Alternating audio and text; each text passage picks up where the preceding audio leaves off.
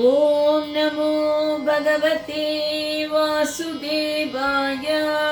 వసుదేవసుతం దేవం కంసచాణూరమర్దనం దేవకీ పరమానందం కృష్ణం వందే జగద్గురుం.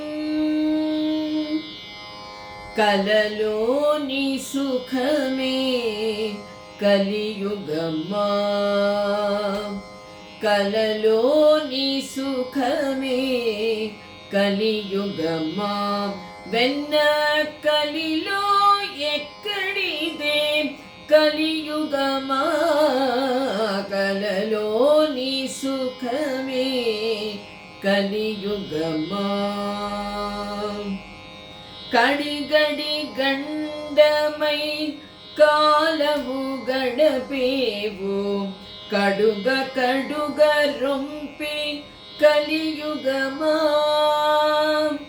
కడిగడి గండమై కాలము గడపేవు, కడుగ కడుగ రొంపి కలియుగమా.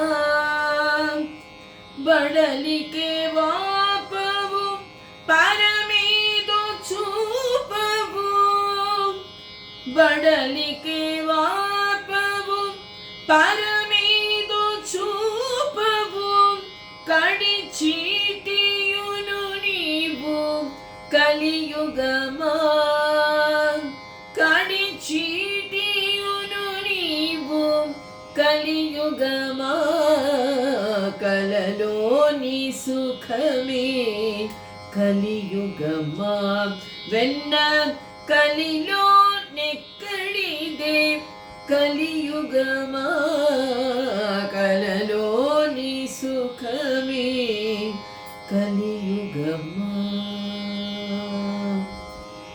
ఆత్మబంధువులారా, భగవద్భక్తులారా, అన్నమయ్య రాసినటువంటి ఈ వేదాంత కీర్తనలో కలలోని సుఖమే కలియుగమా, వెన్న కలిలో ఎక్కడిదే కలియుగమా. త్రిగుణముల చేత చిక్కి మనిషి ఏ విధంగా ప్రవర్తిస్తూ ఉన్నాడు, జీవి భోగాలను అనుభవిస్తూ అనేక గండాలలో ఇరుక్కుంటూ తన జీవితాన్ని ఏ విధంగా వృధా చేసుకుంటున్నాడు. కడిగడి గండమై కాలము గడపేవు, కడుగ కడుగ రొంపి కలియుగమా అంటే అనవసరమైనటువంటి విషయాల్లో చిక్కుకుని అనుక్షణం ఒక గండంగా గడుపుతూ ఉన్నాడు మనిషి. కడుగ కడుగ రొంపి, ఇదంతా కూడా ఒక బురదలో కాలు పెడితే ఏ విధంగా మనము మళ్ళీ బయటికి రావడం కష్టమవుతుందో ఆ విధంగా రొంపిలో, ఈ సంసారం అనేటువంటి కూపంలో ఇరుక్కొని విషయాలనే వాటిలో చిక్కుకొని బురదలో బయటికి రాలేక అవస్థపడుతూ ఉన్నాడు మనిషి.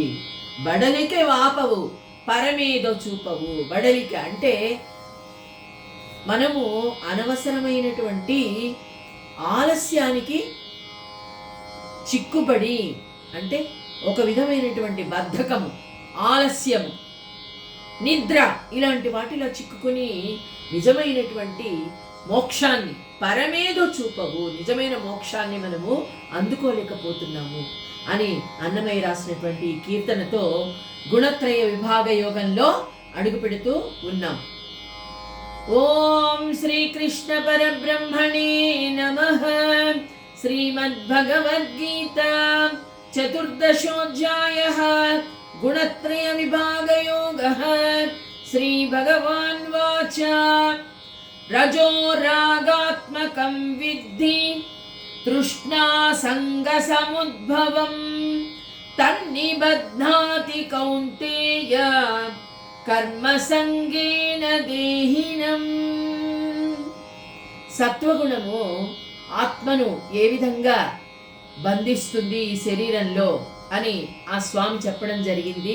ఇప్పుడు రజోగుణం, రజో రాగాత్మకం విద్ధి తృష్ణా సంగ సముద్భవం అని చెప్తూ ఉన్నాడు. అసలు రజోగుణం అంటే ఏమిటి? మనం చెప్పుకున్నాం కదా, సత్వగుణము ఎవరిని బాధించదు, చాలా ప్రశాంతంగా ఉంటుంది, అందరూ కూడా ప్రశాంతంగా ఉండాలని కోరుకుంటుంది. కానీ రజోగుణం ఆ విధంగా కాదు. మనలో చాలా మంది రజోగుణంతో ఏ విధంగా బాధపడుతూ ఉన్నారు, అది ఏ విధంగా బంధిస్తూ ఉంది ఆత్మను అని చెప్తూ ఉన్నాడు. రజో రాగాత్మకం విద్ధి తృష్ణా సంగ సముద్భవం. అసలు ఈ రజస్సు అని ఎందుకు అంటున్నారు? రజోగుణము అంటే ఈ జీవాత్మకు ఆనందం లభిస్తుంది, రంజిస్తుంది కాబట్టి అది రజోగుణమని చెప్పబడింది 3 గుణాలలో. అయితే ఎందుకు ఆ విధంగా రంజిస్తుంది అంటే ఇది ఎప్పుడు కూడా విషయ వాసనలతో లిప్తమై ఉంటుంది. కోరికలు ఎప్పుడూ కోరికలే. ఒక కోరిక తీరిన తర్వాత మరొక కోరిక, అది తీరిన తర్వాత మరొక కోరిక. ఎప్పుడు కూడా ఈ విషయ వాంఛలు అనేవి ఈ మనిషిని వదలనటువంటి ఒక విధమైనటువంటి జబ్బు. అదే రజోగుణం. ఇక్కడ ఈ రజస్సు ఈ జీవాత్మలో ఎప్పుడైతే ప్రవేశిస్తుందో అప్పుడు ఈ విషయ భోగ వాంఛలు అనేవి వృద్ధి చెందుతూనే ఉంటాయి. వాటికి అంతు అనేదే ఉండదు. ఆశకు అంతు అనేది ఉండదని మన పెద్దవాళ్ళు చెప్తూ ఉంటారు. ఆశ పడవచ్చు, ప్రతి జీవి కూడా ఆశ పడవచ్చు. కానీ ఆశ, కోరిక, మోహం కిందికి మారకూడదు. మొట్టమొదట ఆశలతో ప్రవేశిస్తుంది. విషయ భోగాల పట్ల ఆ జీవాత్మని ఏ విధంగా బంధిస్తుంది ఈ రజోగుణము? వాసన అనేటువంటి వాయువు మొట్టమొదట ఆవహిస్తుంది జీవాత్మను. ఉదాహరణకు తీసుకున్నట్లయితే ఒక మండుచున్న ఒక నిప్పు రవ్వలతో నిండి ఉన్నటువంటి హోమకుండంలో మనము నెయ్యి వేస్తూ ఉన్న కొద్దీ మంట ప్రజ్వరిల్లి మనం చూస్తూ ఉంటాం, ప్రజ్వరిల్లుతూ ఉంటుంది కదా. ఆ స్వాహ అని మనం ఎప్పుడైతే ఆ నెయ్యిని వేస్తూ ఉన్నామో ఇంకా పెద్దగా మండుతూ ఉంటుంది.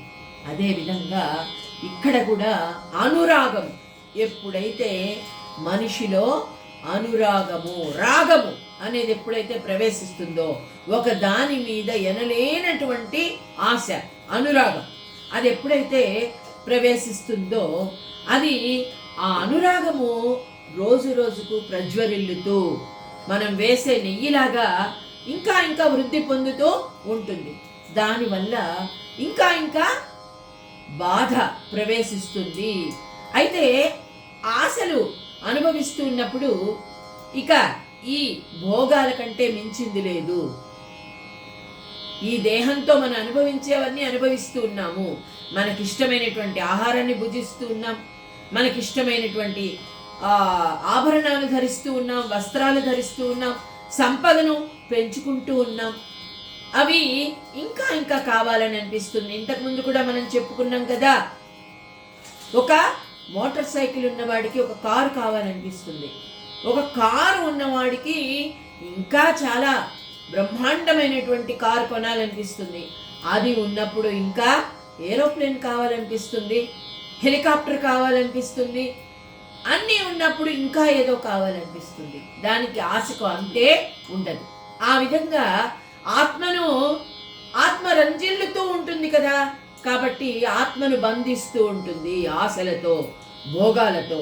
అది రజోగుణం. ఇంద్ర వైభవం లభించినా సరే ఈ భోగాల ముందు అల్పమైనవిగానే తోస్తాయి. ఈ తృష్ణ ఎంత అంటే మేరు పర్వతాన్ని మించినప్పటికీ కూడా విషయ ప్రాప్తికి ఎంత భయంకరమైన సాహస కార్యాన్నైనా చేయడానికి సిద్ధపడతాడు మనిషి. అది రజోగుణం. ఈ విధమైనటువంటి పనుల వల్ల ప్రాణాన్ని కూడా తుచ్చంగా భావిస్తాడు. అంటే ఎంత కష్టపడైనా సరే ఆ కోరిక తీర్చుకోవాలి, ఆ ఆశను నెరవేర్చుకోవాలి. ఈ సమయంలో డబ్బు, సంపద ఎంతైనా ఖర్చు పెట్టడానికి వెనుకాడడు. రేపటి రోజు గురించి ఆలోచించడు. ఇంత ఖర్చు పెడుతున్నాను కదా, రేపు పరిస్థితి ఏమిటి, మనం ఎలా ఉండాలి అన్న విషయాన్ని పూర్తిగా మర్చిపోతాడట. తన్నిబధ్నాతి కౌంతేయ కర్మ సంగేన దేహినం. దానికోసము వ్యవహారాలను విస్తరింప చేసుకుంటూ ఉంటాడు. అయితే ఇది సంపాదించడానికి కూడా ఈ మధ్య మనం చూస్తూ ఉన్నాం. స్వర్గము ఎక్కడో ఉంది, స్వర్గానికి పోతేనే గాని మనం మోక్షాన్ని సంపాదించలేము అని కొంతమంది అనుకుంటూ ఉంటారు. కొంతమంది ఆత్మతృప్తిలోనే సంతోషాన్ని వెతుక్కుంటూ ఉంటారు. ఇక్కడే స్వర్గం ఉంది, ఇతరులను సంతోష పెట్టడంలోనే స్వర్గం ఉంది, అది సత్వగుణం. కానీ రజోగుణము ఆ విధంగా కాదు. ఒక కోరిక తీరడానికి ఒక వ్రతాన్ని చేస్తాడు, ఈ వ్రతం చేస్తాడు, నోములు నోస్తాడు, అలాగే హోమాలు, యజ్ఞాలు, క్రతువులు, అలాగే చెరువులు తవ్విస్తాడు, బావులు తవ్విస్తాడు. అంటే ఒక ఫలితాన్ని ఆశించి మాత్రమే ఇవన్నీ చేస్తాడు. అంటే ఎవరో చెప్తారు, మీరు ఈ వ్రతం చేసినట్లయితే మీ అమ్మాయికి చక్కటి వరుడు లభిస్తాడు, లేదంటే మీ సంపద పెరుగుతుంది, ఈ విధంగా ఇన్ని రోజులు దీపం పెట్టుకున్నట్లయితే మీ ఇంట్లో ఉన్న కష్టాలన్నీ తీరిపోతాయి. ఈ విధంగా రకరకాలైనటువంటి నమ్మకాలతో, అంటే ఫలితాన్ని ఆశించి ఎన్నో రకాలైనటువంటి కార్యక్రమాలను, వ్యవహారాలను పెంచుకుంటూ ఉంటాడు మనిషి. అది రజోగుణము. అయితే కామవాస అనేది లేకుండా చెయ్యడు. అంటే అర్జున, ఎప్పుడు కూడా ఫలితాన్ని ఆశించి చెయ్యొద్దు, నీ కర్మ నువ్వు నెరవేర్చమని భగవద్గీతలో కృష్ణుడు మనకు చెప్తూ ఉన్నాడు, కృష్ణ పరమాత్మ. కానీ రజోగుణం ఎక్కువైనప్పుడు కామవాసన లేకుండా, ఫలితాన్ని ఆశించకుండా ఏ పని కూడా మానవుడు చెయ్యడు.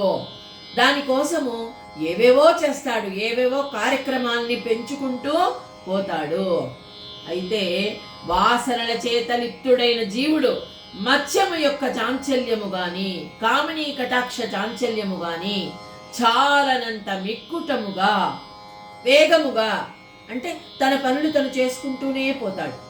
ఎందుకంటే తన ధ్యేయం నెరవేరాలి, నా కోరిక నెరవేరాలి, అందుకు నేను ఏం చేయాలో చెప్పండి, ఏదైనా చేస్తాను అన్నంత వేగంతో, అస్సలు కొంచెం కూడా విశ్రమించకుండా అలా వ్యవహారాలను పెంచుకుంటూనే పోతాడు. అయితే ఇక్కడ ఈ విధమైనటువంటి విలక్షణమైన తొందర, వేగము, దీనితో ఐహికము, పారలౌకికము అగు విషయలోభము గల జీవుడు క్రియాకర్మలు అనేటువంటి అగ్నిలో దూకుతాడు. ఏ పని చేయడానికైనా సిద్ధపడతాడు.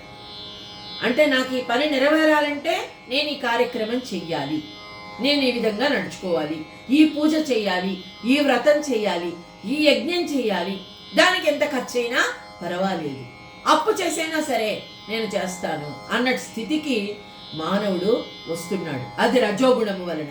రజోగుణము ఎక్కువ వృద్ధి చెంది ఈ ఆత్మను బంధించడం వలన, శరీరంలో ఉన్న ఆత్మను బంధిస్తూ ఉన్నాడు.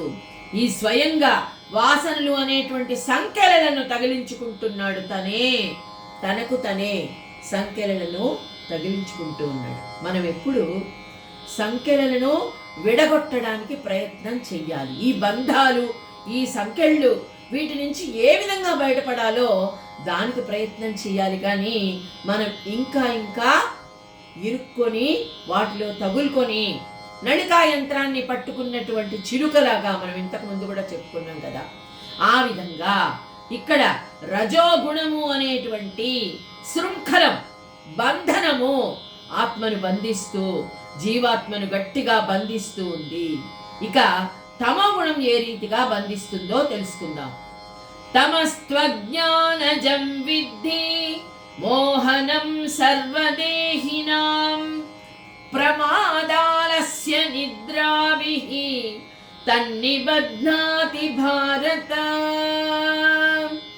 తమస్త్వజ్ఞానజం విద్ధి అంటే తమస్సు, తమోగుణము చాలా భయంకరమైనది. మనం చెప్పుకున్నాం, ప్రతి మనిషికి ఆశ ఉంటుంది. ఆశ లేకుండా ఏ మనిషి జీవించలేడు. ఆశ తరువాత కోరికలుగా మారుతాయి.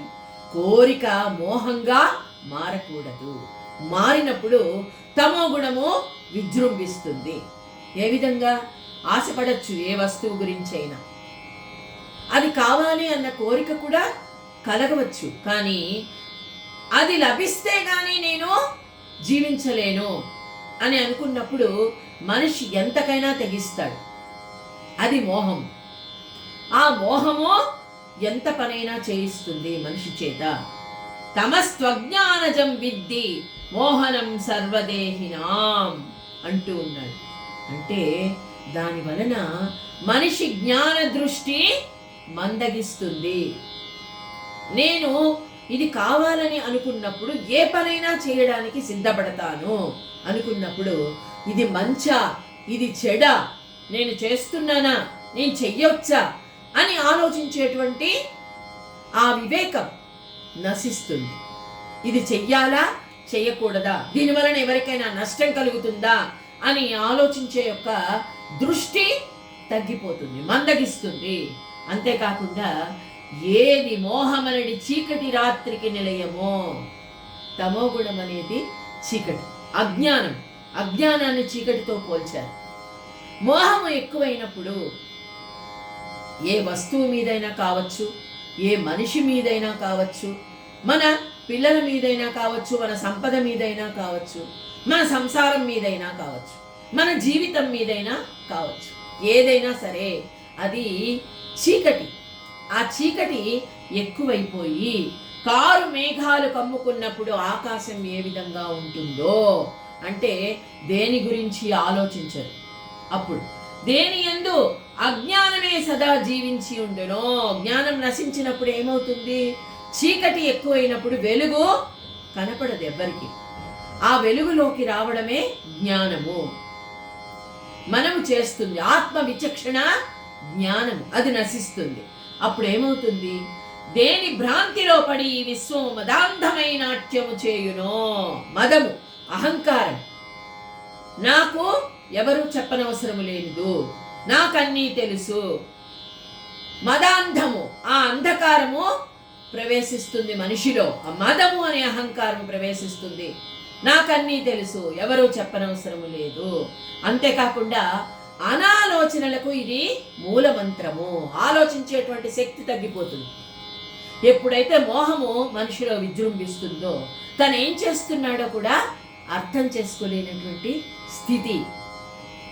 ఎదుటి మనిషికి మనం చేస్తున్నది మంచా లేదా అపకారం చేస్తున్నామా, మన ఆలోచనల వల్ల మన మాటల వల్ల ఏమైనా కీడు జరుగుతోందా అని కూడా ఎవ్వరూ ఆలోచించరు.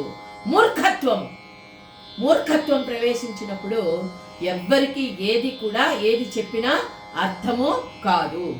ఏది జీవులకు కేవలము మోహనాస్త్రమో అర్జున అదే తమస్సు. సత్వగుణము, రజోగుణము ఈ రెండు కూడా పూర్తిగా లోపించినది తమో గుణం. ఎదుటి మనిషిని బాధ పెట్టడమే, ఎదుటి మనిషికి అపకారము చేయడమే, ఎదుటి మనిషి బాధపడుతూ ఉంటే చూసి సంతోషించడము, ఇలాంటివన్నీ తమో గుణానికి ప్రతీకలు. అయితే ఒక్కసారిగా ఈ స్థావర జంగములందు ఇది వృద్ధి పొందినప్పుడు ఇక మరే గుణాల యొక్క ఆటలు కూడా సాగవు.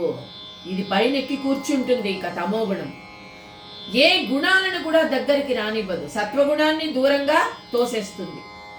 అదే విధంగా ఇక రజోగుణాన్ని కూడా చాలా దూరంగా పంపించేస్తుంది. ఇక భోగాలతో సంబంధం లేదు. ఆ క్రోధము, అహింస, హింస, క్రోధము, ఈర్ష్య, అసూయ వీటన్నిటికీ లోబడి అరిషడ్వర్గాలలో చాలా ప్రమాదకరమైనటువంటి పరిస్థితి తమో గుణానికి ఉంటుంది. దీనివల్ల ఇంద్రియాలన్నింటిలో జడత్వం వచ్చేస్తుంది. ఇంద్రియాలన్నీ ఏం చేయలేవు. ఆలోచన శక్తి నశించినప్పుడు ఇంద్రియాలు కూడా ఏ పని చెయ్యాలో ఏ పని చేయకూడదో అర్థం కాక అన్నీ నిలిచిపోతాయి, అన్ని పనులు నిలిచిపోతాయి. మూర్ఖత్వము వస్తుంది. అప్పుడు అంటే తనకు తెలియదు, ఒకరు చెప్తే వినే పరిస్థితిలో వాళ్ళు ఉండరు. అంతేకాదు ఆలస్యం, ప్రమాదాలస్య నిద్రాభిః తన్నిబధ్నాతి భారత. ఆలస్యం వృద్ధి పొందుతుంది, బద్ధకం వస్తుంది. ఏ పని చెయ్యాలన్నా నిద్ర వస్తుంది. ప్రమాద ఆలస్య నిద్ర. ఎప్పుడైతే ఏం చేయలేని స్థితిలో మనిషి ఉంటాడో అప్పుడు నిద్రాదేవి ఆవహిస్తుంది. అదే ఎక్కడ నాకు స్థానం స్వామి అని ఆ విష్ణుమూర్తిని అడిగితే, ఎక్కడైతే తమోగుణము వృద్ధి చెందుతుందో, ఎక్కడైతే అరిషడ్వర్గాలను జయించలేని స్థితిలో మనిషి ఉంటాడో అక్కడికి వెళ్ళు అని చెప్పాడట నిద్రాదేవికి. అక్కడికి వెళుతుంది. అప్పుడు నిద్ర ఆవహిస్తుంది. ఏం చేయలేని స్థితిలో బద్ధకం ఆవహించినప్పుడు అబ్బా ఏం చేస్తాం, ఏం చేయలేకపోతున్నామే, ఆలోచించే శక్తి నశించినప్పుడు నిద్ర ఆవహిస్తుంది. అది మత్తు ఆవహిస్తుంది. మత్తు ఆవహించినప్పుడు ఈ ఏ మనస్సు ఆలోచించలేదు, అలాగే మెదడు కూడా మొద్దుబారిపోతుంది ఏం చేయలేని స్థితిలో. అందుకే కృష్ణుడు మత్తు వదలరా నిద్దుర మత్తు వదలరా, ఆ మత్తులోన పడితే గమ్మత్తుగా చిత్తం దూరా అని ఒక మంచి పాట ద్వారా మనకి చెప్పడం జరిగింది. మత్తు అంటే అజ్ఞానము. అజ్ఞానము నుంచి బయటపడాలంటే తమో గుణానికి చాలా దూరంగా ఉండాలి. అయితే కళ్ళు తెరిచినా సరే అప్పుడు ఆ జీవుడికి ఏమీ కనిపించదట, అంతే కదా. అంతర్దృష్టి అవసరం. ఏది మంచి ఏది చెడ్డ అని ఆలోచించుకునే స్థితి ఎప్పుడైతే మనిషి కోల్పోతాడో అప్పుడు కళ్ళెదురుగా నిజంగా ఉన్నా సత్యం ఉన్నా ఎప్పటికీ కనిపించదు, మనిషి తెలుసుకోలేడు. అది తమో గుణం. ఎవరు పిలిచినా ఎవరో పిలుస్తున్నట్ల భ్రమపడి వ్యర్థముగా తనంత తానే అని పలుకును. అంటే స్పృహలో ఉండడు, తను చెప్పేదే కరెక్టు, తను నడుచుకున్నటువంటి పద్ధతే నిజమైనది అన్నటువంటి స్థితికి వస్తాడు. ఒక రాయి భూమి మీద పడిన తరువాత దాన్ని పక్కకు ఎవరైనా కదిలిస్తే, పక్కకు తీసి ఎవరైనా వేస్తే గానీ అది కదలదు కదా. అట్లాంటి స్థితి తమో గుణంతో కలుగుతుందట. భూమి కుంగిపోయి పాతాళంలోకి పోవుగాక, లేక పైకి లేచి ఆకాశమును చేరుగాక. ఈ తమో గుణము ఎక్కువగా ఉన్నటువంటి వ్యక్తి ఎట్లా ఉంటాడు అంటే తను ఉన్న చోటు నుంచి కదలనే కదలడు. అదే తనకి స్వర్గంలాగా అనిపిస్తుంది అన్నమాట. అదే కాదు, ఇక అతనికి ఉచితములు అన్నటువంటి ధ్యాసయే ఉండదు. ఏది మంచి ఏది అనుచితము ఏది ఉచితము అన్న ధ్యాసే ఉండదు.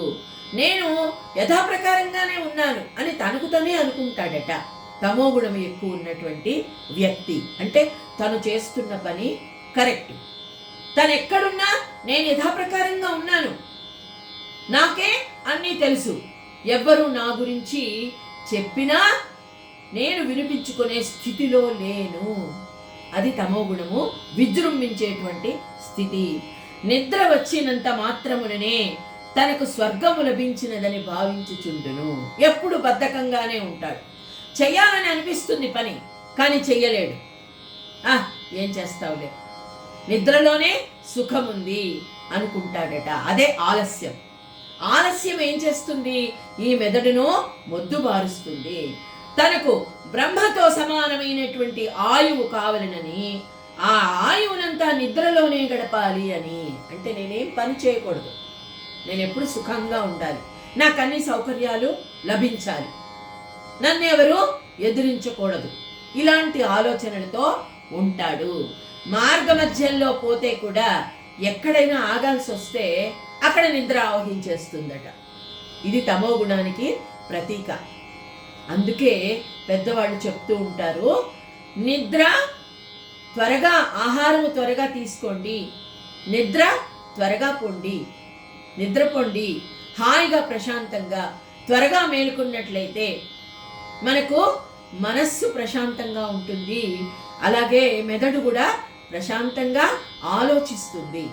మెదడు ప్రశాంతంగా ఆలోచించాలంటే మనము హాయిగా నిద్రపోవాలి. హాయిగా నిద్రపోవాలంటే రోజంతా నిద్రపోవాలని కాదు, సమయానికి నిద్రపోయి సమయానికి లేవండి. అదే ఇక్కడ చెప్తూ ఉన్నాడు.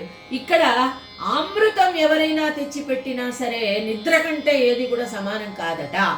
అదే ఇక్కడ ప్రమాదాలస్య నిద్రాభిః తన్నిబధ్నాతి భారత.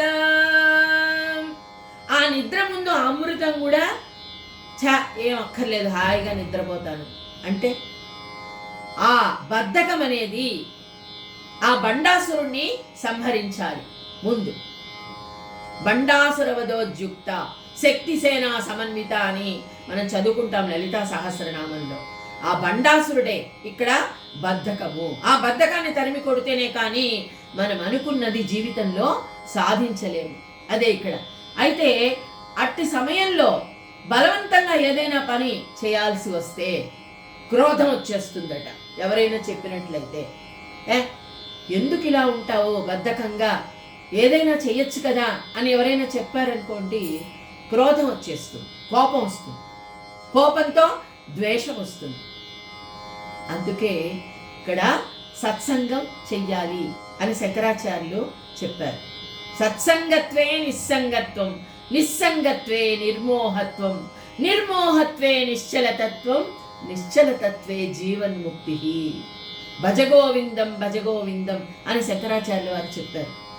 సత్సంగం చేసినట్లయితే మంచి వాళ్ళను వెతుక్కొని సత్వగుణాన్ని కలిగినటువంటి వాళ్ళతో మన స్నేహం చేసినట్లయితే ఈ గుణాలన్నీ కూడా మనకు ఒకదానితో ఒకటి అలవడతాయి. ఎలా ఉండాలో మనకు తెలుస్తుంది. నిస్సంగత్వం అంటే ఆహా ఈ ప్రపంచంలో ఏం లేదు, ఇదంతా మిథ్య, హాయిగా మనలో మనమే ఆనందించడం అనేది ఎలా తెలుస్తుంది. నిస్సంగత్వే నిర్మోహత్వం, దానితో మోహము తగ్గిపోతుంది, క్రమంగా నాశనమైపోతుంది. అదే ఈ తమోగుణం. తమోగుణము తగ్గించుకున్నప్పుడు నిర్మోహత్వే నిశ్చలతత్వం, నిశ్చలంగా అన్నిటికీ తొణకకుండా వెనక్కుండా హాయిగా ప్రశాంతంగా ఉండేటువంటి స్థితి లభిస్తుంది. నిశ్చలతత్వే జీవన్ముక్తి. ఎక్కడో ముక్తి లేదు, ఇక్కడే జీవించి ఉన్నప్పుడే ముక్తి. అంటే అన్నిటినీ వదిలిపెట్టి హాయిగా ప్రశాంతంగా ఉండగలిగేటువంటి స్థితి. అది తమో గుణం ఎక్కువైనప్పుడు ఏమవుతుంది, అది ఎవరితో ఎలా మాట్లాడాలో ఎలా వ్యవహరించాలో అది అదుపు తప్పిపోతుంది. పతంగం ఏం చేస్తుంది, ఎలా వెళితే గాలి ఎటు వీచితే అలా వెళ్ళిపోతుంది. ఆ విధంగా చూడండి, అడవికి అంటుకొనిన నిప్పును చల్లార్చవలనని మనస్సున ఎంచు రీతిని అతడు కూడా సాహసమున ప్రవృత్తుడై అనుచిత సాహసముతో అసంభవ కార్యక్రమాలలో పాల్గొనును. అంటే తను అనుకున్నది సాధించడానికి ఎట్లాంటి కార్యాలనైనా చేయడానికి పాల్పడతాడు. ఇప్పుడు అందుకే మనం అందరం చూస్తున్నాం, దొంగతనాలు జరుగుతున్నాయి, అలాగే హత్యలు జరుగుతున్నాయి. ఎంతసేపు ఒకరు బాధపడితే చూసి సంతోషపడేటువంటి మనస్తత్వంతో మనిషి జీవిస్తూ ఉన్నాడు. దాని వలన ఎవరికి లాభం, ఎవరికి నష్టం? తనకే అన్ని విధాలైనటువంటి రోగాలు దాని వలన వృద్ధి పొందుతూ ఉన్నాయి. తను సంతోషంగా ఉండలేడు, ఇతరులను కూడా సంతోష పెట్టలేడు. ఆ విధంగా ఆలోచన లేకుండా ప్రమాదము, ఆలస్యము, నిద్ర, ఈ బంధత్రయముతో తమోగుణము ప్రస్తుతము నిరంజనుడు శుద్ధుడు అయినటువంటి ఆత్మను బంధిస్తూ ఉంది. చూసారా, దేనిలోకి వెళ్ళకూడదు అనుకున్న ఆత్మను కూడా ఈ విధంగా శరీరాన్ని బంధించవచ్చు, ఆత్మను బంధించకూడదు కదా. ఈ గుణాలు ఆత్మను బంధిస్తూ ఉన్నాయి. కాబట్టి ఆత్మ ఏమనుకుంటుంది, నేనే ఇవన్నీ అనుభవిస్తూ ఉన్నాను, నేనే అన్నీ నేనే అని అహంకారంలోకి వెళ్ళిపోతూ ఉంది. ఏ విధంగా కట్టెకు నిప్పు అంటుకున్నప్పుడు నిప్పు కట్టె యొక్క ఆకారంలోనే కనిపిస్తుంది కదా. నిప్పు ఒక కట్టెకు నిప్పు అంటుకుంటున్నప్పుడు కట్టె మొత్తము కూడా అంటుకుని ఆ కట్టె ఆకారంలోనే కనిపిస్తుంది కదా.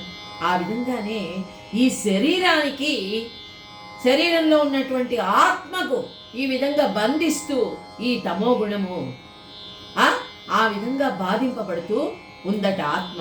దానిని లోకులు ఘటాకాశము అంటారు. నిండుగా ఉన్న సరోవరంలో చంద్రబింబము పడి ఉన్నట్లు కనిపిస్తుంది. ఇదే రీతిన ఈ గుణంతో కూడుకున్నటువంటి ఆత్మతత్వము కూడా బద్ధకంగా కనిపిస్తుంది, బద్ధకమైనదిగా కనిపిస్తుంది. అందుకనే ఒక్కొక్క మనిషి శరీరంలో ఉన్నటువంటి ఆత్మ ఒక్కొక్క విధంగా ప్రవేశిస్తుంది, ఒక్కొక్క విధంగా ప్రవేశిస్తుంది. కానీ గుణాల వల్ల అనేక విధాలుగా మార్పు చెందుతూ ఉంటుంది. సత్వగుణంతో కూడుకున్నది చాలా హాయిగా ప్రశాంతంగా ఉంటుంది. అదే రజోగుణము ఎప్పుడు ఈ భోగాలు నాకు కావాలి, ఇవన్నీ నేను అనుభవించాలి, దీనికి ఏ కార్యక్రమాలు చేయాలి అని అనుకుంటూ తనే బాధింపబడుతూ ఉంటుంది. అలాగే తమోగుణంలో ఇంకా ఆలోచించేటువంటి శక్తిని కోల్పోయి ఎంతసేపు కూడా తను ఆనందంగా ఉండలేదు. అలా అని కామ క్రోధ లోభ మోహ మద మాత్సర్యాలతో నిండి ఆత్మ ఎప్పుడు క్షోభిస్తూ ఉంటుంది.